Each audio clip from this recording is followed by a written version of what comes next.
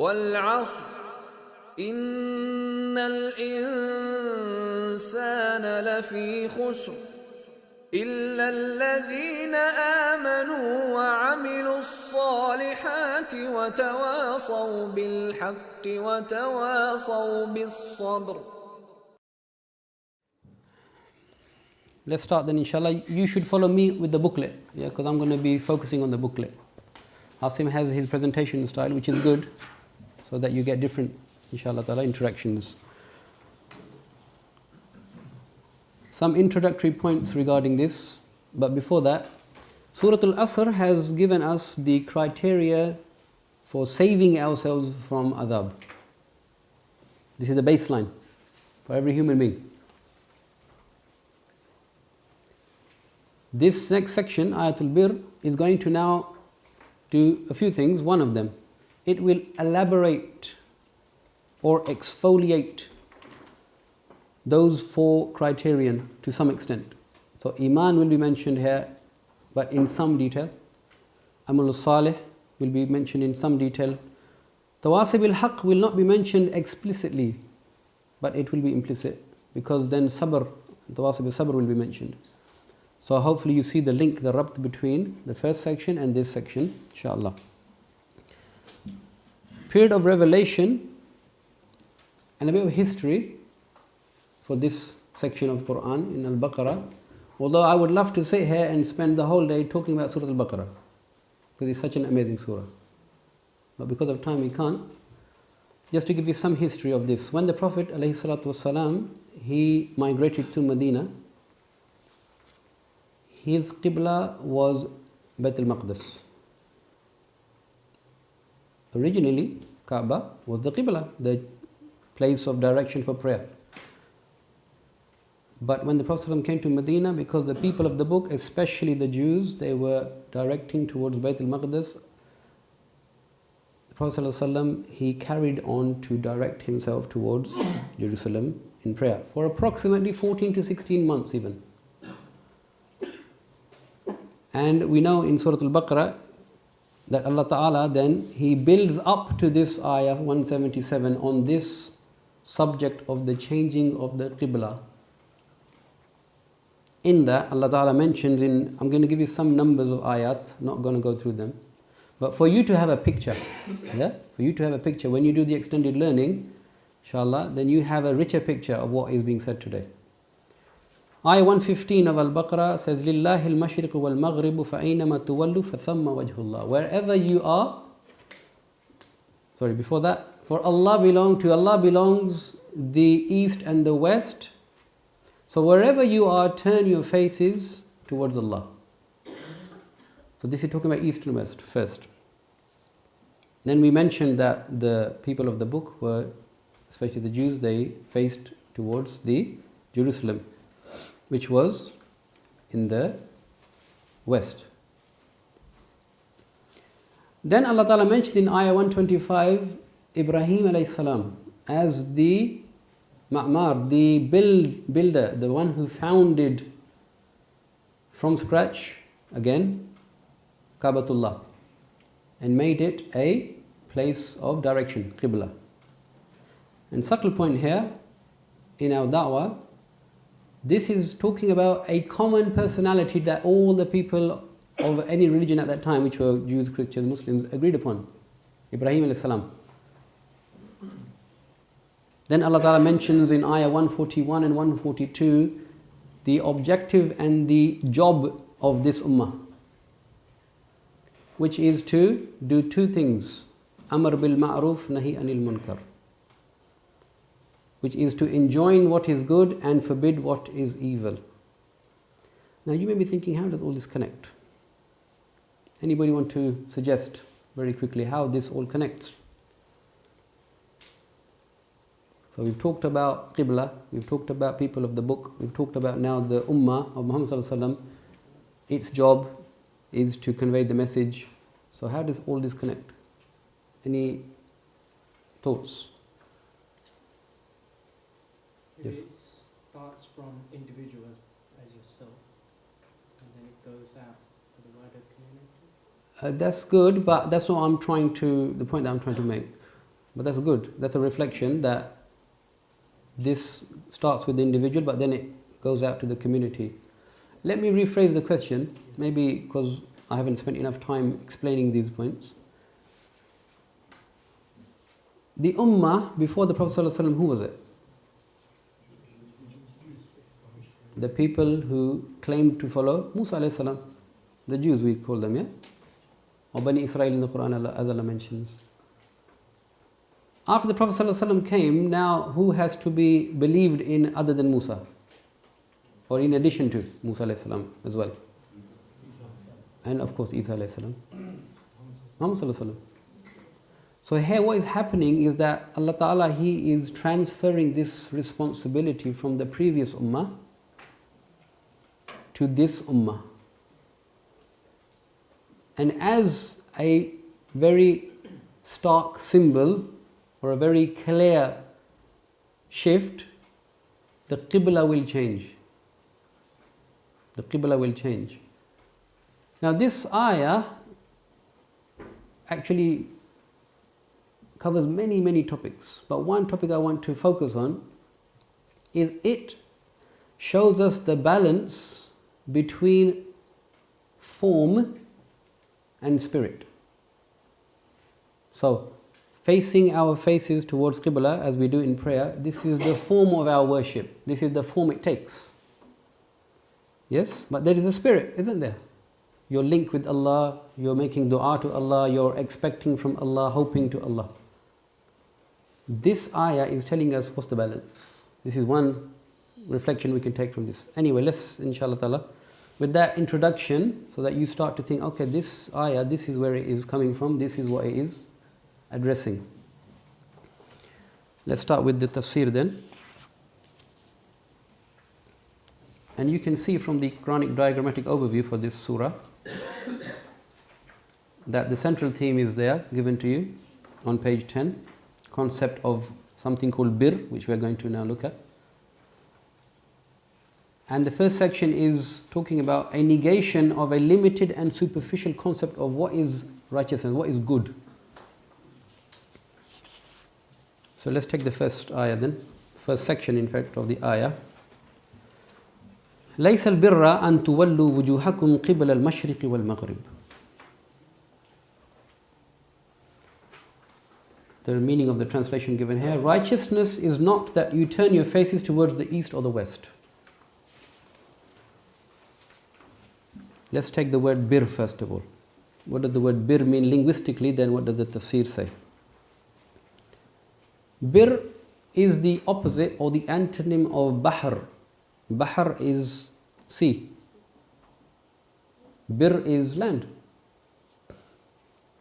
In fact, it actually mentions land which encompasses many things. Because on land you have people, animals, vegetation, fruit, so many things encompass or are encompassed by land.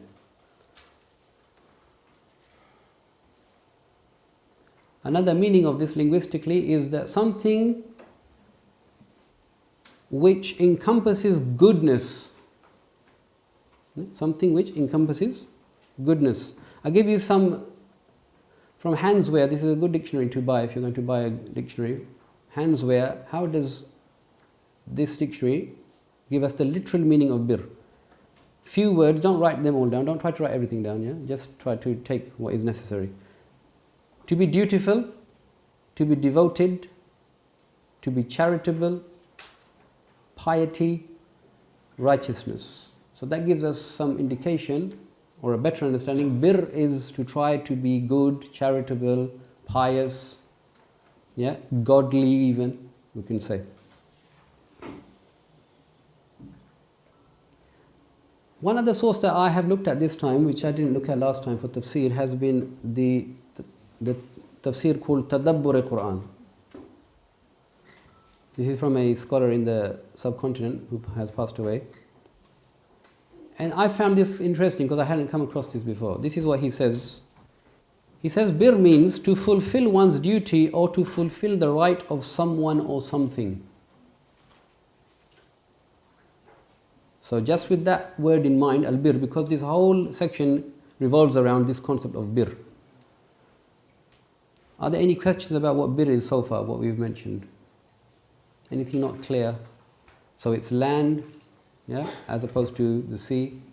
It is all-encompassing, it is goodness, it is righteousness, it is piety. Okay, tafsir then, let's start with the tafsir then. Ibn Abbas says, regarding this, where it says, لَيْسَ الْبِرَّ, it is not righteousness. He says, it is not birr that you pray but you do not act upon the commands of Allah, meaning that you don't actually obey Allah. Yeah? So what he is saying here is that just facing towards the west or the east itself is not comprehensive understanding of what is righteousness if you are not actually obeying Allah.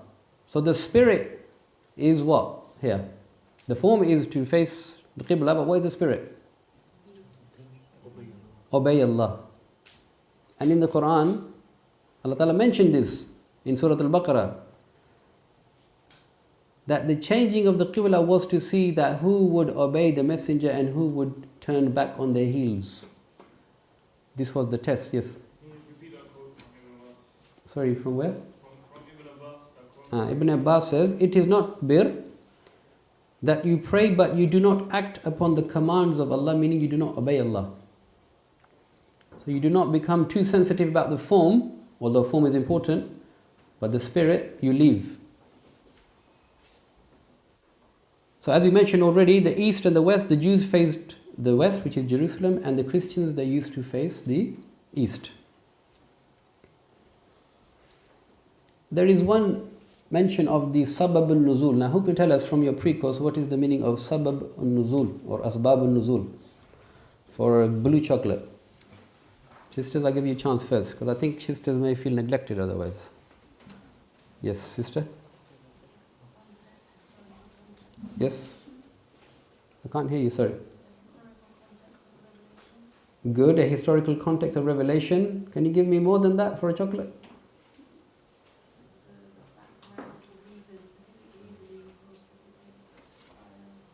Good, that's good enough. Jazakallah khair. Later on, inshallah, Zainab can send that.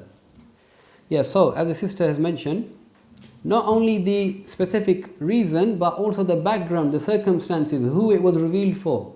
This was all part of the pre-course. I have marked the pre-course, and I am very happy and very sad at the same time. Mixed feelings.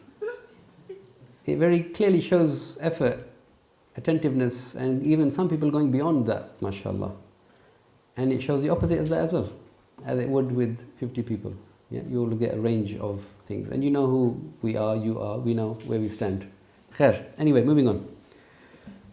So the sabab al-nuzul mentioned here is that a man asked the Prophet ﷺ, what is birr? And then the Prophet ﷺ, he recited this ayah to him. So this is just for you to start thinking that what you are learning, yeah, so you can start thinking of that and relating that to your tafsir.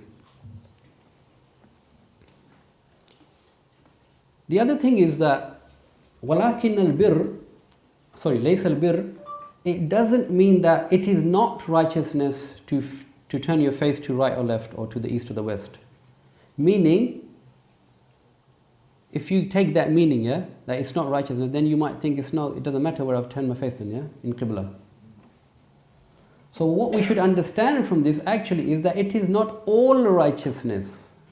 Laysa al-birra, that it is not all righteousness. It is part of it, turning your face to the Qibla, but it is not the only thing. And then the next section is then telling us about what is birr. Al-Thawri says that then what follows until the end of the ayah is what? The different types of birr. So now birr is being told to us, what is it? Related to Surah Al-Asr, Iman, Amal Salih, Tawasa bil Haqq, Tawasa bil Sabr. I'm going to now start picking on people. The brother whose name I don't know at the back, can you tell me what is the meaning of Tawasa bil Haqq? Aqiqur Rahman, can you tell us what Tawasa bil Haqq means? Good. Encouraging people to the truth. Sister, I don't know their names, most of them. Sumayya, can you tell me what does tawasa bil sabr mean? Phones need to be off, please. Sumayya, Junaija, can you tell me what tawasa bil sabr means? Nusayba, can you tell me? Chocolate is going. About to leave. Oh, mashallah, enjoying patience. Very good. Jazakallah khair. Jazakallah khair. Good. So we are clear about the terms. So let's take the ayah then. وَلَكِنَّ الْبِرَّ, but in fact, al-birr is number one. مَنْ آمَنَ بِاللَّهِ وَالْيَوْمِ الْآخِرِ وَالْمَلَائِكَةِ وَالْكِتَابِ وَالنَّبِيِّينَ. So the foundation of what is good is what? Belief. As Ustad Asim was saying already, the greatest evil is to associate partners with Allah or not to even acknowledge Allah. Kufr and shirk. Yeah? So righteousness, goodness, it has to be founded on belief in these things. What conclusion do we come to from that? Brother Nashad, what conclusion do you come to from that? So this is the mantuq, which is the apparent meaning of this ayah. Yeah? That birr is to have this belief. So what can you now understand from that? What is the mafhum of this, the understood meaning of this now? It's not just facing east or west or but these are the basics which we need to... Good. So the basic is of goodness is that you have belief. So what do we understand from that then? Let me give you an example. Yeah? If I say to you, everybody in this class wearing glasses will get a chocolate. Don't get happy. Okay? What does that mean about the other people then? They don't. So now let's focus on this, yeah? Foundation of righteousness is to have belief, hence... If you don't believe in Allah, you are out. Good. So if you don't have belief, then anything you do which may be apparently righteous is not righteous. Clear? Okay, let's take this then. Mujahid says that, but birr is that which is in the heart, meaning the obedience of Allah. This is birr. Yeah, Mujahid says, the obedience of Allah, ta'atullah, this is al-birr. And in fact here, I'm not going to go into any grammar at all, but just to give you the meaning here. When it says, وَلَكِنَ الْبِرَّ, it is actually saying, it should have actually said, the person who is pious believes. Yeah? You following that, sisters?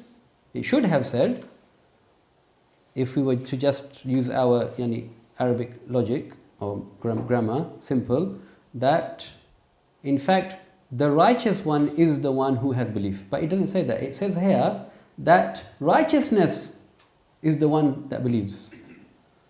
Yeah? So really doesn't really go. So how that is understood is that the person who is truly righteous, who embodies righteousness, is the one who has this belief. Just as a mention of a point, but not to go into it too much. So it says, Amana billahi. Billahi. This is important. Whenever it says billahi, this means conviction. True belief in Allah. True conviction, no shadow of a doubt. No shadow of a doubt. To have yaqeen. How do we get yaqeen? First to the sisters, I give opportunity. How do we attain yaqeen, certainty in belief in Allah? How do we... Give me one source or one way of doing that. Dying. Sisters. Brother said dying. Subhanallah. It's too late. It's too late when you're dead. Astaghfirullah. Sisters, I'll give you opportunity first. Okay, I'll come back to the sisters. Maybe because I give brothers opportunity first, then you can think, yeah? I'm trying to help you, inshallah. Okay, brothers, so.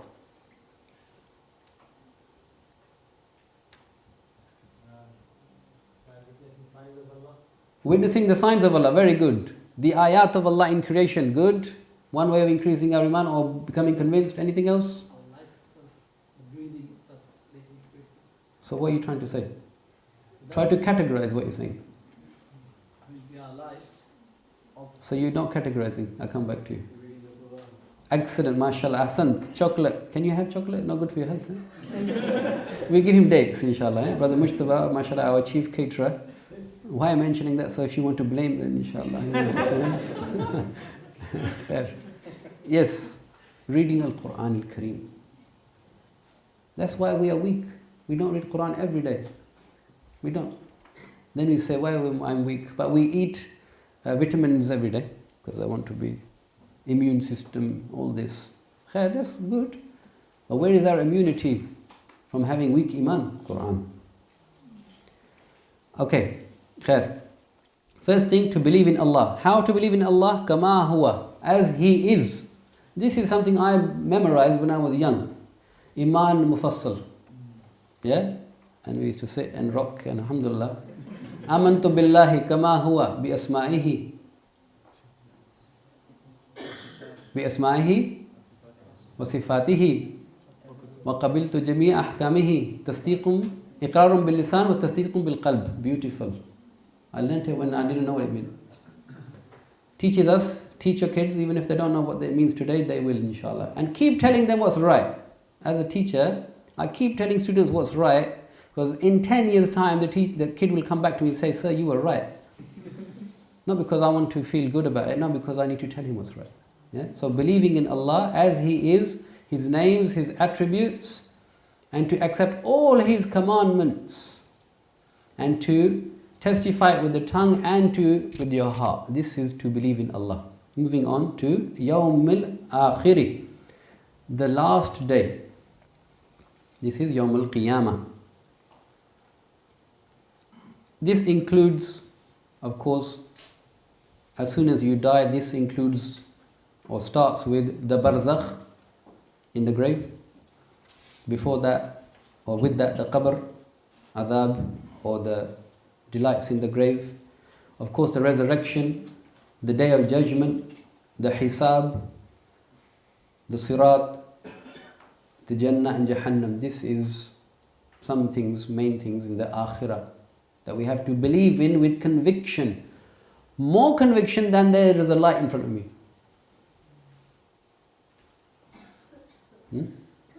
A beautiful couplet. I'm not going to recite it because I didn't write it, so I'm going to mess it up. Yeah. But anyway, that this iman is not something you can go and buy from Westfield. You can't buy iman from Westfield at all. Yeah. May Allah protect us. Yeah, meaning the poet is saying, you cannot buy iman from the shop. Where can you get it? As Brother Mujtaba, head caterer, said, you will find this in the pages of this Quran. Iman bil akhirah. And the more you read about akhirah, the more you will become convinced, such that you, when you are driving, you will be thinking, if I die now, where am I going? Because you read Quran every day. Yawm al-Akhir.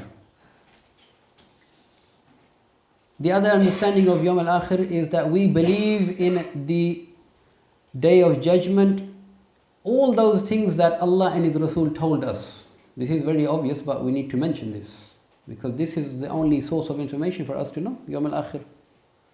So we believe in all those things with conviction about the day of judgment that Allah and His Rasul told us. Allah told us in the Quran, and Prophet ﷺ told us when he explained Quran, or he told us in Hadith. So وَالْيَوْمِ الْآخِرِ وَالْمَلَائِكَةِ وَالْكِتَابِ وَالنَّبِيِّينَ. Pay attention to this, please. وَالْمَلَائِكَةِ وَالْكِتَابِ وَالنَّبِيِّينَ.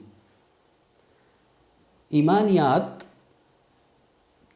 Yeah, if you have a conversation with a non-Muslim, if you want to tell them 3 things about Islam, these are the 3 imaniyat you need to tell them, yeah? First, iman in Allah. Second, according to this section, iman in akhirah. What's the third? Say it loud, otherwise I can't hear you. I can't lip read. Messengership, Arabic? Risala. Good. Iman bil Risala. These 3 aspects, or three words that are coming, wal malaika, wal kitab, wal nabiyyin, encompass iman bil Risala. Okay? So, the angels, all of them we believe in them as explained by Allah and His Messenger, and of course especially the bringer of the revelation, Jibreel alayhi salam. The books, we believe in all the books that Allah Ta'ala He revealed, and of course the greatest, Quran al-Kareem, the final message of Allah. Now for chocolate, I need definition of technical, proper, full definition of Quran. I read the course that you gave me, the pre-course. People are just making up definitions, some people. You can't make up these definitions if you haven't studied. Yes, Brother Abdul Hakim. It's the speech of Allah, which is in Arabic. Yeah. That it was revealed to the Prophet ﷺ through wording and meaning. Good. That encompasses of two things. The word and then the meaning, which is... So that's fine. Next. Good. Preserved in the Musaf. MashaAllah, nearly there. One of them was the challenge. Last one is as a challenge to mankind. You're missing one thing. Mankind and Sisters, you want to say something? No, sister, this is not part of the pre-course.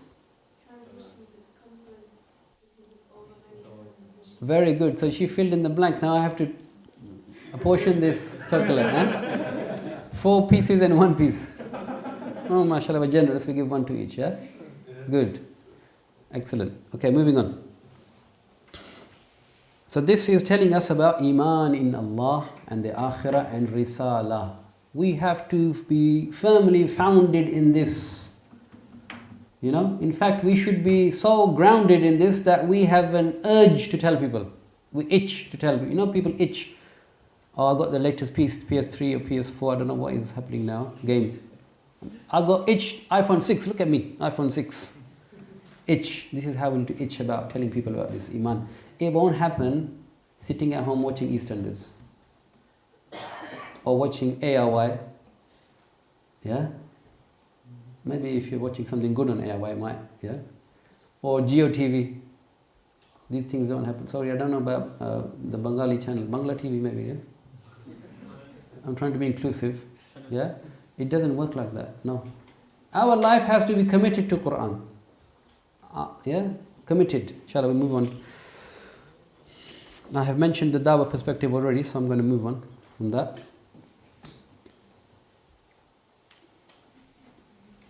Okay, so after belief, yeah, now you might be, if you are smart, now that doesn't mean everybody starts doing this, yeah? Although I know everybody will. You may have been already filling some of these things in. Although you don't have to, yeah? It's not a test. We're going to do an activity for this at the end anyway. Yeah? So here, Ayat al-birr, Iman, talks about Iman billah, bil risala, bil akhirah before that, yeah? Anyway. So foundation of righteousness, Brother Mamunal, is? Yes. Abu will repeat the question. Good. Good, good. So the foundation of righteousness is Iman in those things. Next. Yeah, the next thing now is spending, infaq. Yeah, so this now is a manifestation of that Iman. وَآتَ الْمَالَ عَلَى حُبِّهِ ذَوِ الْقُرْبَى وَالْيَتَامَى وَالْمَسَاكِينَ وَابْنَ السَّبِيلِ وَالسَّائِلِينَ وَفِي الرِّقَابِ. Translation is as follows: and who give their wealth for the love of Him, meaning Allah, to relatives, to orphans, to the needy, to the traveller and the beggar, and for the freeing of the slaves. We'll take just this ayah, then we'll have a break, inshallah. This is quite amazing that as straight after Iman, Allah Ta'ala has brought here not Salah and Zakah or Hajj, but those things which we know as maybe Huququl Ibad, the rights of creation or the servants of Allah. And this also gives us or points towards the importance of being a community. Community doesn't mean you have a community center where nobody can go, especially sisters can't go, because they're not part of the community anyway, yeah? only you can come sometimes. No, community means that you actually know each other, you are aware of each other, you care for each other, and you actually demonstrate that care by doing something. According to this, with your wealth, you show that concern. So, وَآتَ الْمَالَ عَلَى حُبِّهِ. عَلَى حُبِّهِ, the tafsir of عَلَى حُبِّهِ, translated here as for the love of him. Yeah? Most people said in tafsir, it actually means despite the love for wealth, you give it. Yeah? Despite the love of wealth, you give it. And I did make a mention here. Ibn Abbas says, many that I read. Here it is. أفضل الصدقة أن تصدق وأنت صحيح شحيح تعمل الغني وتخشى الفقر. Yeah, this is actually a hadith that explains this. The best charity is when you give it while you are still healthy and thrifty, hoping to get rich and fearing poverty. Yeah, so you have love for it, as we all do as human beings. We have love for wealth. This is, alhamdulillah, this is from Allah. Otherwise we wouldn't have to keep money, would we? We have to survive. So this is, alhamdulillah, blessing from Allah. Despite this attachment that we have for wealth, we still give it because we have iman in... Which aspect of iman is this most related to? 3 that we mentioned. Akhirah.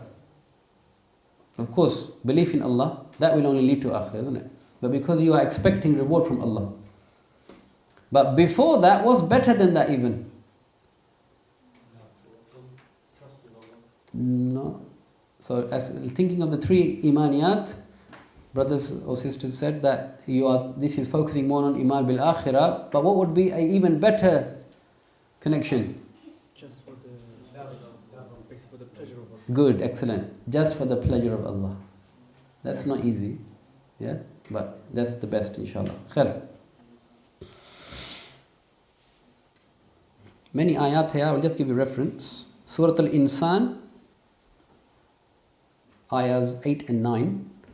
It talks about these people who give their food to people in spite their love for it. They give food to the poor, the orphan, and those who are captives. And they do it only to please Allah. They do not want any reward from any person or anybody to even thank them for it. So this, what we are doing now, we are doing tafsir of Quran through Quran, as Ustad Asim mentioned. Yeah. So I said, Surah Al-Insan, ayahs 8 and 9 mention this, yeah, same theme, but talk about the people who feed the poor only for the sake of Allah, for Him to be pleased. Okay. So, ala hubbihi. So who are the first people Allah mentioned? Dhawil qurba, the near relatives. The near relatives. The beautiful hadith here. Sadaqah given to the poor is a charity. Yeah? While the sadaqah given to the relatives is both charity, sadaqah, and sila, to join the relationship. So to give charity to your near relatives is better, yeah? And look at this, how the community, Allah Ta'ala, He wants us to become close. That, in fact, to even spend on your wife and your children and your brother and your mother, this is a form of sadaqah as well. We do it sometimes without thinking, although we should think. We should intend that I'm buying this for my child, for my wife, for myself even, because Allah wants me to, because we have reward for that. But if we go a bit beyond our own family, we should think about our nearest relatives who are in need, and not to neglect them. So this is Zawil Qurba. Then wal yatama, the orphans. The orphans, children who have none to look after them, who have lost their fathers, while they are still young, weak, and unable to find their own sustenance. Yeah? So that's just telling us a bit more about who the yatim are, the orphans. And they have not reached the age of work or puberty. So they are unable to take care, so to take care of them. The Prophet ﷺ said in Sahih Al-Bukhari, Ana wa kafilul yatim fil jannah hakadha. Beautiful. Prophet ﷺ said, myself and the one who took care of the orphan will be with me in Jannah like this. So close. So there is a lot of reward for taking care of the yatim. You know, sometimes when we start becoming practicing, we start forgetting about these things. We start becoming more politically active in Islam or economically active. That's important. But this is the foundation. This is the foundation. We need to build on this. Then masakin. The masakin. Who are the masakin? Before I used to think maskeen is the one who doesn't have anything, just is in need. I know, Ali, you want to say something? Feel free, don't worry. So that's what I used to think, but it's not that. It doesn't mean beggars, masakin, because that will come next, yeah? Maskeen is not the person who roams around and whose need is met by 1 or 2 dates or 1 or 2 morsels of food. That's not the miskeen. The miskeen is he who does not have what is sufficient and to whom the people do not pay attention and thus do not give him from their charity. This is in Sahihain, narrated by Abu Hurairah radiallahu anhu. So the miskeen here is the one who you may think apparently lives okay, but is in need, very short, end of the month, difficult. Food bank, you know the food bank, yeah? Many people go to food bank because they run out of money, yeah, just before the end of the month. These are the miskeen, yeah, who can't, not enough to just live day by day, in terms of, but not beggars. So this is miskeen. Next, wabn as-sabil. Wabn as-sabil. Sorry, you can see it? Sorry, you had your hand, I didn't see it. Sorry. Yes. You know, when you said about the orphans, you said that a person can only give the work to an orphan, and the orphan is a person who cannot work or has reached not reached the age of puberty. But if you reach the age of puberty, but you still cannot work, will you still not be able to get work? MashaAllah, very good question. I believe I'll start asking to answer that later on. But I will just very quickly mention that what we're trying to mention here is that the orphan is the one who cannot work because they are not old enough to go and get a job. Like you, mashallah, you're old enough, mashallah, you're learning, alhamdulillah, you have photographic memory, mashallah. Allahumma faqihu fi din, Allah give you the understanding of this deen so that you, inshallah, deliver this course in Preston, inshallah. I mean, in the next maybe 6-7 years, inshallah, yeah? But we're not talking about the person who is not orphan or who has not reached, who has after the age of puberty and he is now unable to work. That's something different. But inshallah, we can maybe look at that later, yeah? Jazakallah khair. So Ibn Sabil literally means the son of the way, the journey way, the way. Sabil is a way, yeah? Ibn Sabil meaning the one who's traveling, yeah? The traveler. So the traveler has rights. This also includes, from the tafsir, the guests, yeah? Especially if they're traveling to see you. The right of the guest is 3 days and 3 nights, your best hospitality. Best.